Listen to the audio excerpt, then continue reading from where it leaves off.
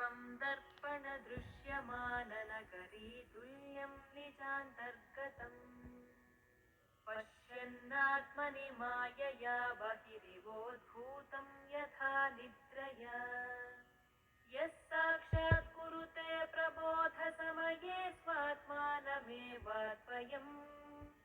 तस्मै श्रीगुरुमूर्तये नम इदं श्रीदक्षिणामूर्तये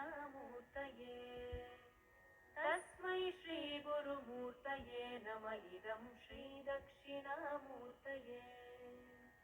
बीजस्यान्तरिवाङ्कुरो जगदिदं प्राङ्निर्विकल्पं पुनः मायाकल्पितदेशकालकलना वैचित्र्यचित्रीकृतम् मायावीव विजृम्भयत्यपि महायोगी वयस्वेच्छया